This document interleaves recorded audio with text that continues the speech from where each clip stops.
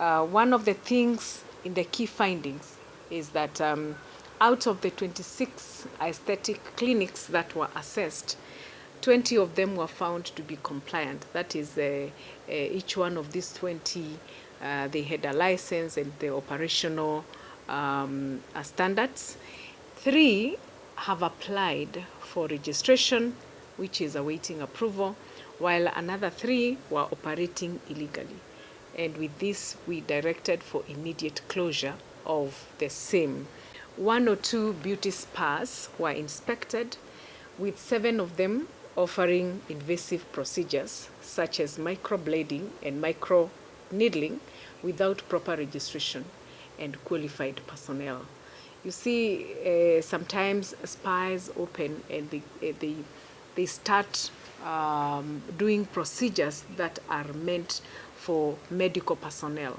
So without proper manuals, without any qualification, even qualified personnel, they simply start operating on individuals. And this is very wrong.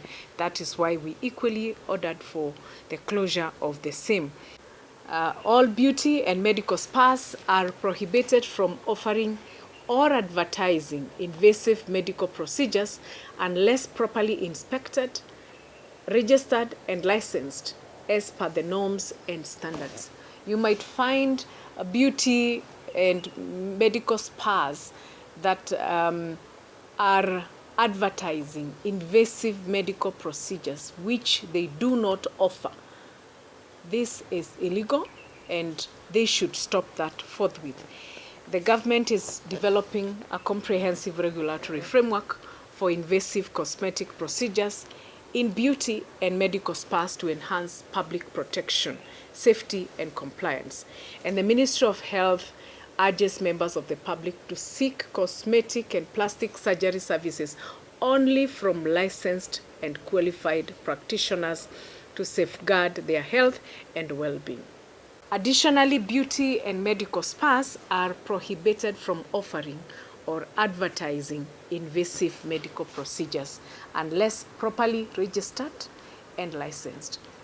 If you opened up as a beauty spa, as a beauty spa or a medical spa, please stop advertising for medical procedures which you cannot yourself go through. Please, let us remain professional. If you're not registered properly or licensed, do not advertise for those services. Indeed, we also had directives to the Kenya Medical Practitioners and Dentists Council to enforce the immediate closure of all unregistered aesthetic clinics operating illegally. And that directive is still in force. Therefore, we do not expect any facility that is unregistered in this country to be in operation. All facilities with inadequate infection prevention and control measures must comply with the recommended standards within 30 days. And this should be enforced so that, and we shall go back and inspect again and check the facilities that are following the laid down measures and procedures. The facilities that lack emergency medical provisions must also establish and equip the emergency trays within the next 60 days.